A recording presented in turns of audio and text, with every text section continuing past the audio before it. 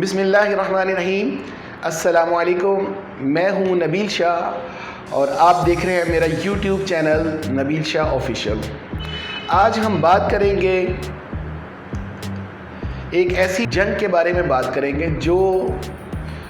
جن کا احادیث مبارکہ میں ذکر آتا ہے۔ بڑے جید اصحابہ کرام نے جس جنگ میں شرکت کی خواہش ظاہر کی تھی، اور وہ جنگ جس کی پیشن گوئی مہاتما گاندھی نے ہندوستان پاکستان بننے کے بعد دی تھی، وہ جنگ جس کو غزوہ ہند کہا جاتا ہے۔ آپ نے ویسے تو یوٹیوب پہ بہت سی ایسی ویڈیوز دیکھی ہوں گی جو غزوہ ہند پر بنی ہیں۔ اوریہ جان مقبول اور زید حامد صاحب کے آپ نے بلاگ بھی پڑھے ہوں گے، ان کو آپ نے ٹیلی ویژن پر بھی سنا ہوگا، لیکن آج جو معلومات میں آپ کے پاس لے کے آ رہا ہوں یہ ان سب سے ہٹ کر ہے۔ یہ بڑی تحقیق کے بعد، بڑی ریسرچ کے بعد یہ معلومات میں آپ تک پہنچا رہا ہوں۔ میں یہ بات ثابت کروں گا کہ یہ جو جنگ عظیم ہونے والی ہے، جس کو غزوہ ہند کہا جاتا ہے، کہ یہ پاکستان اور انڈیا کے درمیان چوتھی جنگ ہوگی، جس کا مہاتما گاندھی نے ہندوستان بننے کے بعد اعلان کیا تھا کہ پاکستان اور ہندوستان کے درمیان ٹوٹل 4 جنگیں لڑی جائیں گی۔ یہ پیشن گوئی کی تھی اس نے، اور چوتھی جنگ فیصلہ کن ہوگی، یہ کہا گیا تھا۔ لوگوں کے استفسار پہ کہ چوتھی جنگ کون جیتے گا، اس پہ مہاتما گاندھی نے خاموشی اختیار کی تھی۔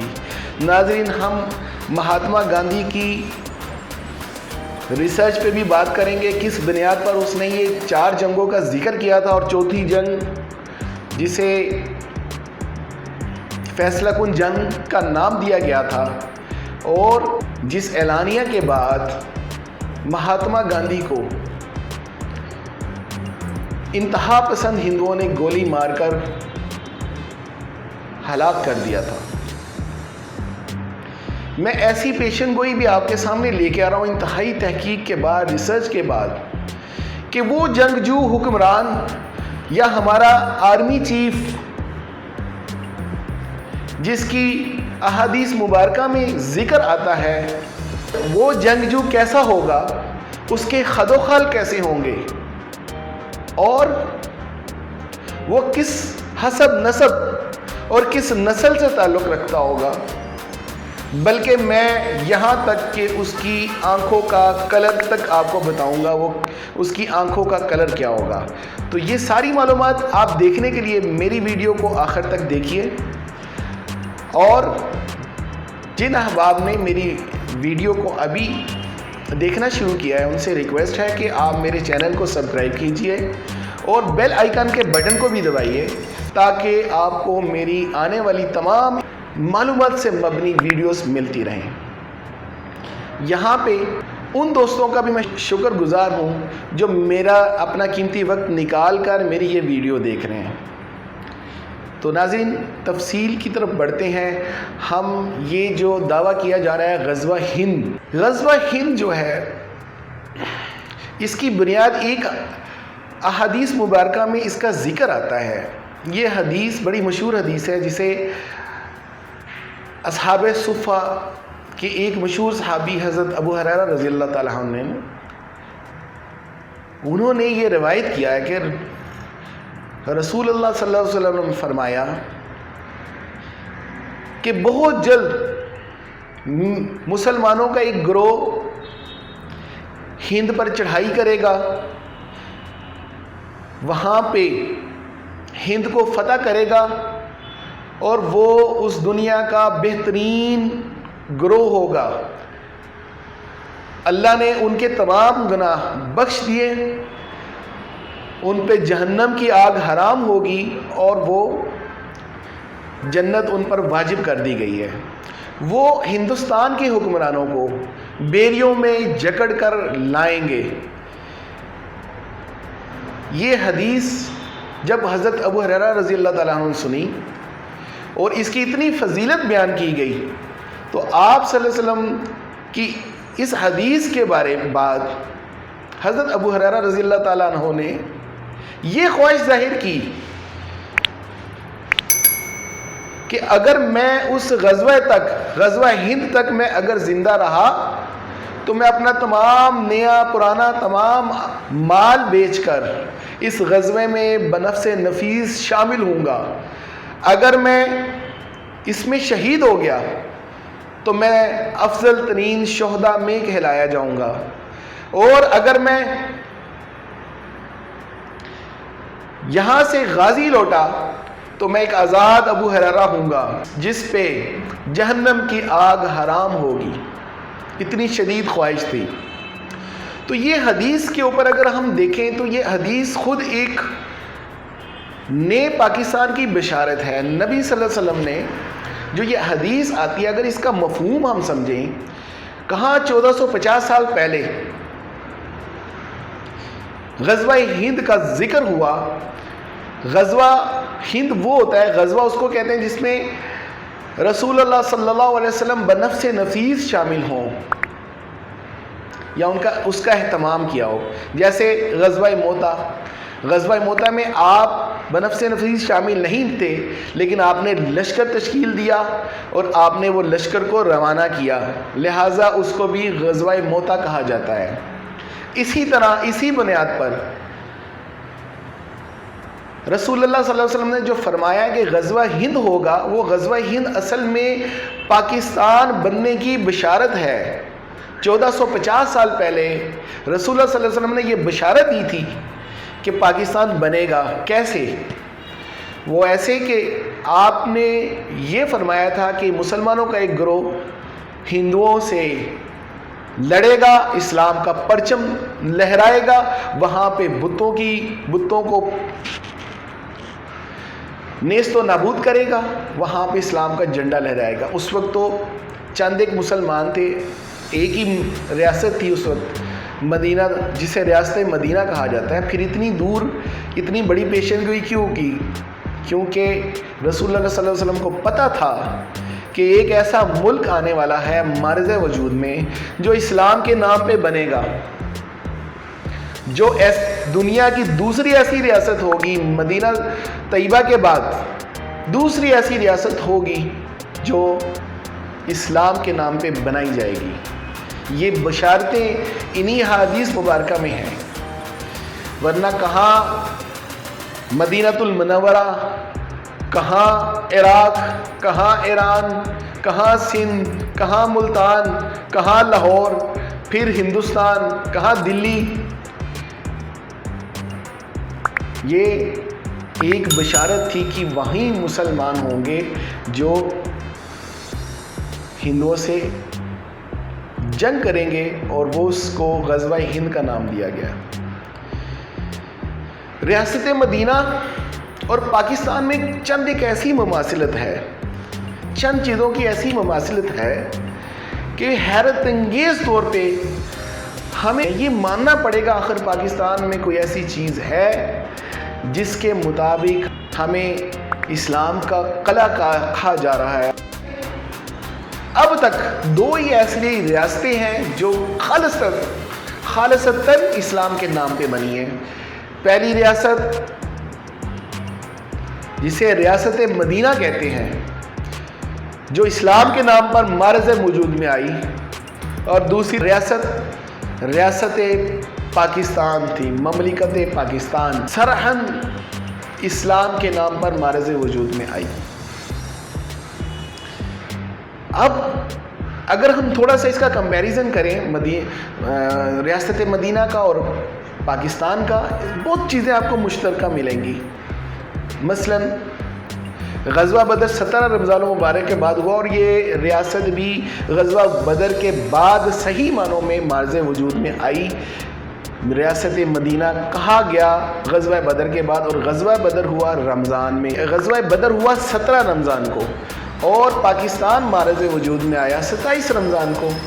یہ بھی مشترکہ ہے کہ رمضان میں دونوں ریاستیں، اسلامک ریاستیں معرض وجود میں آئی۔ مدینہ کو مدینہ تو طیبہ کہا جاتا ہے، اس کا مطلب ہے پاک لوگوں کے رہنے کی جگہ۔ مدینہ شہر کو یا جگہ کو کہتے ہیں، اور طیبہ پاک لوگوں کو کہتے ہیں۔ اگر پاکستان کو بھی دیکھیں، پاکستان فارسی کا لفظ ہے جس کا پاک سے پاک لوگ اور استان کہتے ہیں یا ستان کہتے ہیں، رہنے کی جگہ۔ پاک لوگوں کے رہنے کی جگہ ایک ہی مطلب ہوا۔ مدینہ کو اس وقت تک جو سب سے زیادہ خطرہ تھا وہ بت پرستوں سے، مشرکین سے تھا، جو بت پرستی کرتے تھے۔ یہاں اگر انڈیا میں دیکھا جائے، ہمیں بھی سب سے زیادہ خطرہ انڈین سے ہے جو بت پرست ہیں اور بتوں کی پوجا کرتے ہیں۔ مدینہ کی ریاست کے اور کفار مکہ کے درمیان کل 4 جنگیں ہوئیں۔ وہ چاروں جنگیں،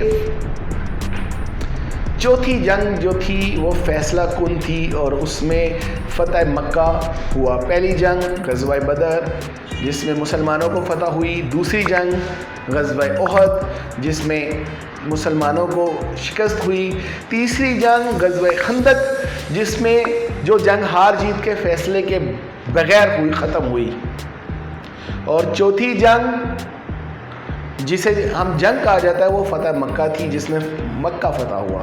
اسی طرح اگر پاکستان انڈیا کے درمیان بھی کمپیریزن کریں تو ہندوستان اور پاکستان کے درمیان اب تک تین جنگیں لڑی جا چکی ہیں۔ سن 65 کی جنگ مسلمانوں نے پہلی جنگ فتح کی، وہاں بھی ریاست مدینہ میں پہلی فتح مسلمانوں کو ہوئی۔ دوسری 1971 کی جنگ جس میں مسلمانوں کو یا پاکستانیوں کو شکست ہوئی، دوسری جنگ احد تھی، وہاں بھی دوسری جنگ مسلمانوں کو شکست ہوئی۔ تیسری جنگ کارگل کی لڑی گئی جو کسی ہار جیت کے فیصلے کے بعد بغیر ختم ہوئی۔ تیسری جنگ جو کافروں سے، مشرکوں سے رسول اللہ صلی اللہ علیہ وسلم کی ریاست مدینہ کی ہوئی، وہ بھی ہار جیت کے فیصلے کے بغیر ختم ہوئی۔ کتنا اشتراک ہے، کتنا مشترک چیزیں ہیں یہاں پہ۔ اسی طرح اگر آپ دیکھا جائے، اور چوتھی جنگ مسلمانوں کی، ہندوؤں اور مسلمانوں کی، یعنی پاکستان اور انڈیا کی چوتھی جنگ ابھی ہونا باقی ہے۔ ریاست مدینہ میں کفار مکہ کی درپردہ یہودی ان کی مدد کرتے تھے، ان کے پیچھے یہودیوں کا ہاتھ تھا، ان کو اکساتے رہتے تھے مسلمانوں کے خلاف لڑنے کے لیے۔ اگر دوسری طرف دیکھا جائے، پاکستان میں دیکھا جائے، پاکستان میں بھی اسرائیل، موساد، فری میسن اور دوسری یہودی تنظیمیں انڈیا کو اکساتی ہیں کہ وہ پاکستان کے خلاف جنگ کرے، ہر وقت اکساتی رہتی ہیں۔ یہاں بھی یہودی دشمن ہے، وہاں بھی یہودی دشمن تھے۔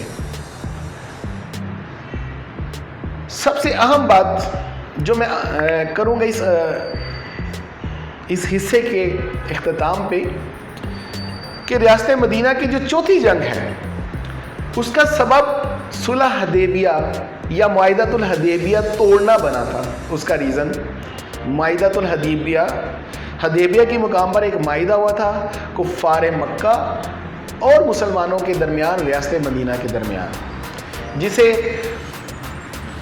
کچھ عرصے کے بعد کفار مکہ نے ختم کر دیا، معاہدہ توڑ دیا، جس کی بنا پر چوتھی جنگ جسے فتح مکہ ہوئی وہ لڑی گئی۔ اب یہاں بھی ہمارے حالات کچھ ایسے لگ رہے ہیں پاکستان اور انڈیا کے، یہاں پہ سندھ طاس معاہدہ جو ہے اس کو ختم کیا جا رہا ہے۔ سندھ طاس معاہدہ ایسا ہے جو پانیوں کے درمیان جو گلیشیئر کے پانی ہے، جو دریا آ رہے ہیں، بہتے ہیں، ان کے اوپر ہے کہ کچھ پہ پاکستانیوں کو، کچھ ایسے دریا ہیں جن پہ پاکستانیوں کا اختیار دیا گیا پانی، اور کچھ انڈیا کے پاس ہے۔ اب جو دریا پاکستان کے پاس ہیں، پاکستان جس کا انڈیا روک نہیں سکتا، اس کے بارے میں یہ ایک معاہدہ سندھ طاس معاہدہ ہوا تھا۔ اس کے مطابق وہ ان کا پانی روکنے کا مجاز نہیں، لیکن اس کے باوجود انڈیا آئے روز کبھی کوئی ڈیم بنا رہا ہے، کبھی کوئی چیز مسلط کر رہا ہے، کبھی کوئی چیز ہے، اور یہ معاہدہ بھی ٹوٹتے ہوئے نظر آ رہا ہے۔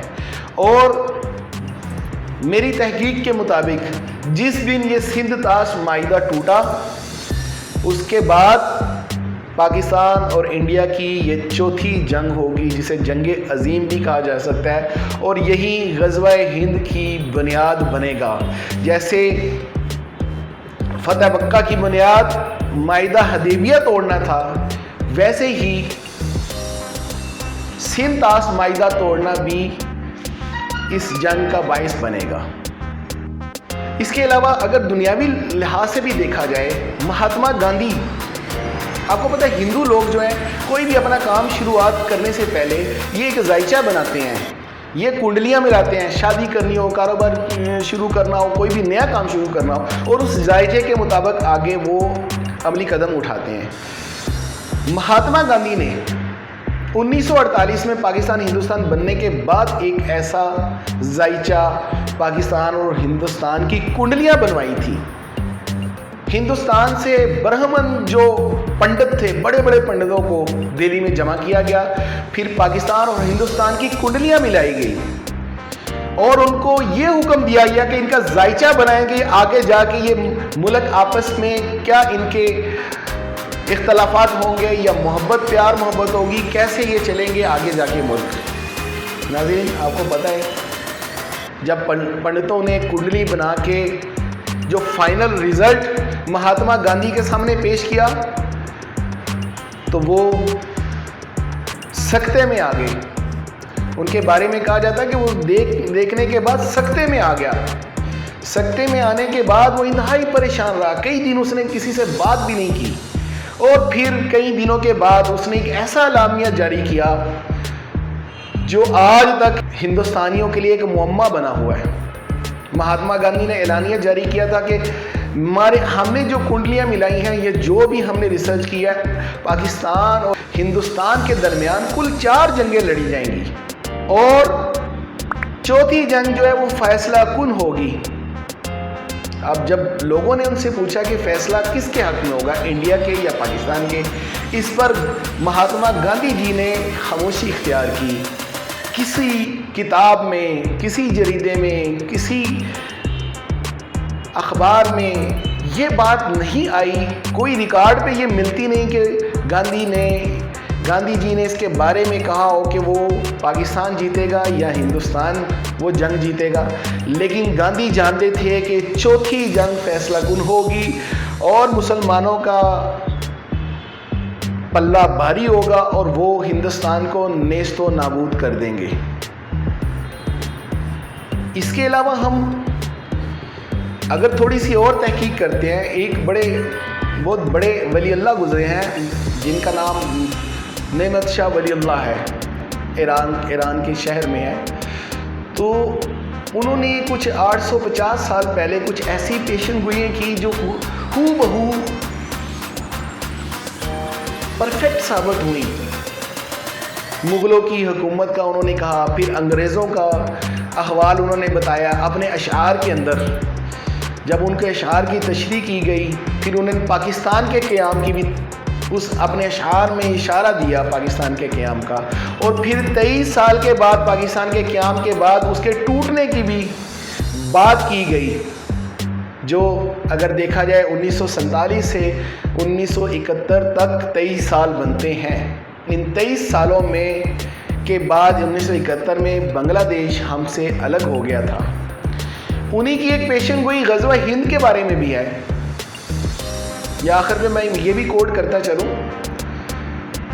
वो ये फरमाते हैं अपने अशआर में कि ग़ज़वा हिंद या पाकिस्तान और इंडिया के दरमियान, हिंदुस्तान के दरमियान एक ऐसी अजीम जंग होगी जिसमें शुरू में तो हिंदुओं को, हिंदुस्तान को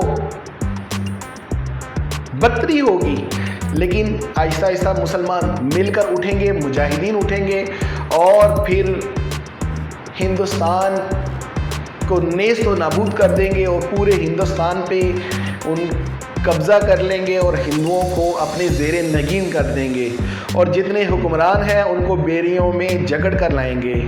नेमत शाह वली अल्लाह ने यहाँ तक कहा कि वो जो जंगजू हुक्मरान होगा पाकिस्तान का, मुसलमानों का, वो हुक्मरान भी हो सकता है, वो आर्मी चीफ भी हो सकता है, वो कोई भी हो सकता है, ان کے شجرہ کے بارے میں بتایا گیا کہ وہ سید زادہ ہوگا، فاطمی اولاد میں سے ہوگا، فاطمی سید ہوگا، اور یہاں تک بتایا گیا ہے کہ ان کی آنکھوں کا، اس جنگجو حکمران کی آنکھوں کا کلر سبز ہوگا، یہاں تک بتایا گیا ہے۔